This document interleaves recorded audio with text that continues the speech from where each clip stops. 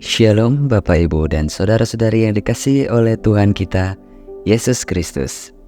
Saya ucapkan salam sejahtera untuk saudara semua dimanapun saudara berada. Damai dan sukacita dari Roh Kudus senantiasa melimpah di dalam hati dan kehidupan saudara semua.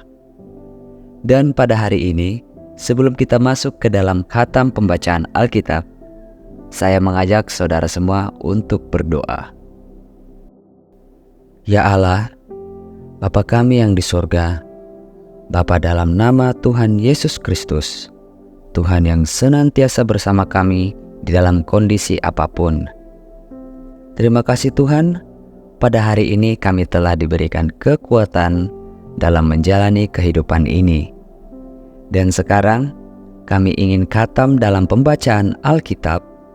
Berkatilah dan urapilah kami, baik yang sudah pernah membaca ataupun yang belum pernah membaca dan khatam Alkitab, supaya firman-Mu bukan hanya sekedar kami baca dan khatamkan saja, namun bisa kami pahami serta bisa tertanam di dalam hati dan pikiran kami, sehingga kami bisa menjadi pelaku firman-Mu.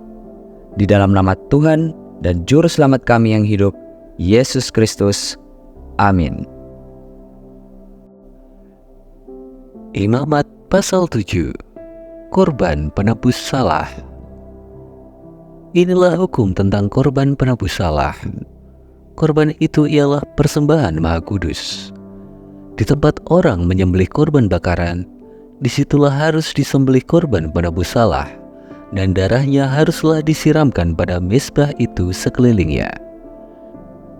Segala lemak dari korban itu haruslah dipersembahkan, yakni ekornya yang berlemak dan lemak yang menutupi isi perut, dan lagi kedua buah pinggang dan lemak yang melekat padanya, yang ada pada pinggang, dan umbai hati yang harus dipisahkan beserta buah pinggang itu.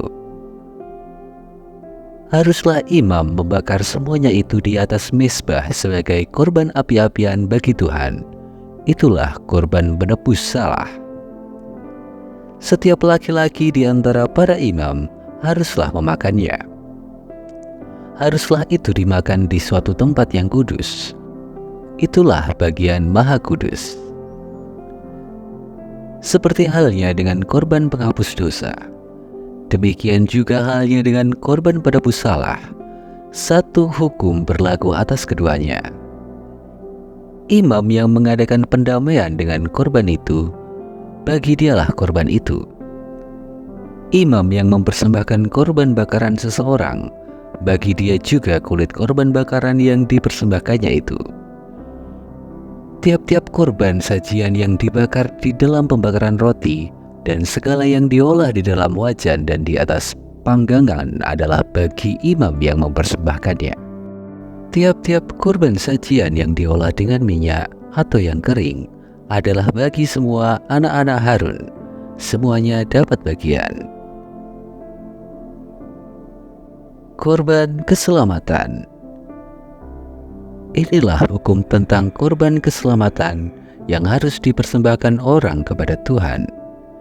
Jikalau ia mempersembahkannya untuk memberi syukur, haruslah beserta korban syukur itu dipersembahkannya roti bundar yang tidak beragi yang diolah dengan minyak, dan roti tipis yang tidak beragi yang diolesi dengan minyak, serta roti bundar dari tepung yang terbaik yang teraduk yang diolah dengan minyak. Ia harus mempersembahkan persembahannya itu beserta dengan roti bundar yang beragi, di samping korban syukur yang menjadi korban keselamatannya. Dan daripadanya, yakni dari setiap bagian persembahan itu, haruslah dipersembahkannya satu roti sebagai persembahan khusus bagi Tuhan. Persembahan itu adalah bagian imam yang menyiramkan darah korban keselamatan. Dan daging korban syukur yang menjadi korban keselamatannya itu haruslah dimakan pada hari dipersembahkannya itu. Sedikit pun daripadanya janganlah ditinggalkan sampai pagi. Jikalau korban sembelihan yang dipersembahkan itu merupakan korban nazar atau korban sukarela, haruslah itu dimakan pada hari mempersembahkannya, dan yang selebihnya boleh juga dimakan pada keesokan harinya.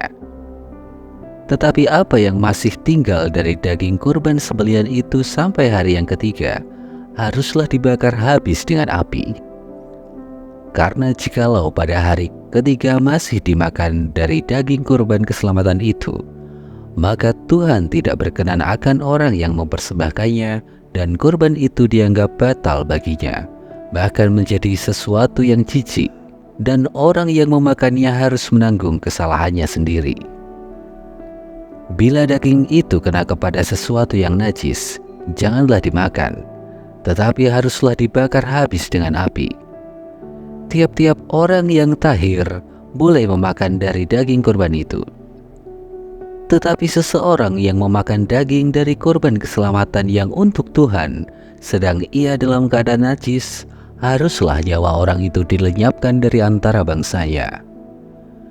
Dan apabila seseorang kena kepada sesuatu yang najis, yakni kepada kenajisan berasal dari manusia, atau kepada hewan yang najis, atau kepada setiap binatang yang merayap yang najis, lalu memakan daripada daging kurban keselamatan yang untuk Tuhan, maka haruslah nyawa orang itu dilenyapkan dari antara bangsanya. Larangan memakan lemak dan darah. Tuhan berfirman kepada Musa, "Katakanlah kepada orang Israel, segala lemak dari lembu, domba, ataupun kambing janganlah kamu makan. Lemak bangkai atau lemak binatang yang mati diterkam boleh dipergunakan untuk segala keperluan, tetapi jangan sekali-kali kamu memakannya. Karena setiap orang yang memakan lemak dari hewan yang dipergunakan untuk mempersembahkan kurban api-apian bagi Tuhan, nyawa orang yang memakan itu haruslah dilenyapkan dari antara bangsanya. Demikian juga, janganlah kamu memakan darah apapun di segala tempat kediamanmu, baik darah burung-burung ataupun darah hewan. Setiap orang yang memakan darah apapun, nyawa orang itu haruslah dilenyapkan dari antara bangsanya." Bagian imam daripada segala kurban keselamatan. Tuhan berfirman kepada Musa, demikian, "Katakanlah kepada orang Israel, orang yang mempersembahkan kurban keselamatannya kepada Tuhan, haruslah membawa kepada Tuhan sebagian dari kurban keselamatannya itu sebagai persembahannya.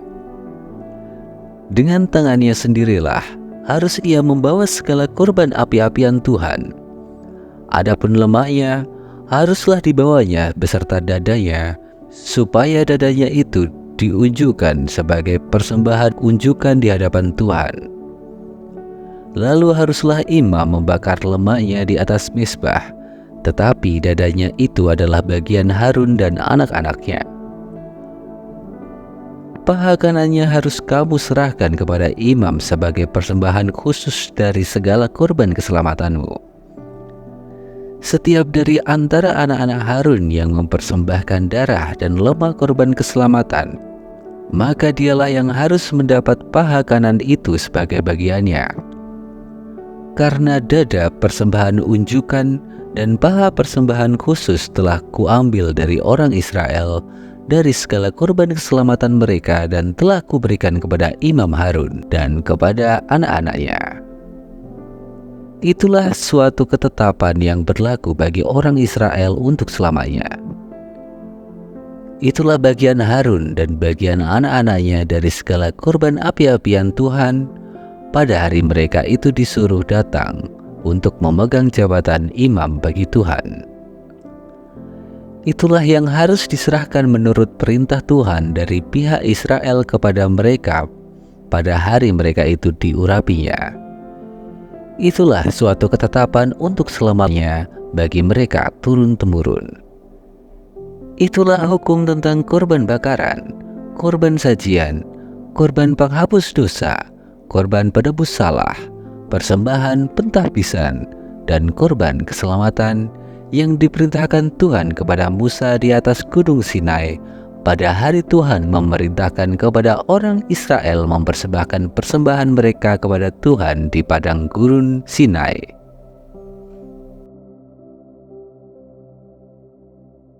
Proses khatam pembacaan Alkitab hari ini sudah selesai. Untuk mengakhiri proses khatam pembacaan Alkitab hari ini, mari kita berdoa.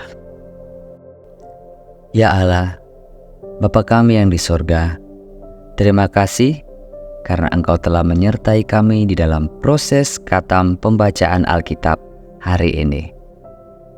Dan biarlah Roh Kudus senantiasa bekerja mengurapi kami, sehingga proses pada hari ini bisa tertanam dan menjadi kebiasaan di dalam hati kami masing-masing. Dan sekarang kami ingin melanjutkan kegiatan kami ya Tuhan. Kami mohon, sertailah dan berkatilah kami dalam kesehatan dan juga kebutuhan kami masing-masing. Di dalam nama Tuhan dan Juru Selamat kami yang hidup, Yesus Kristus.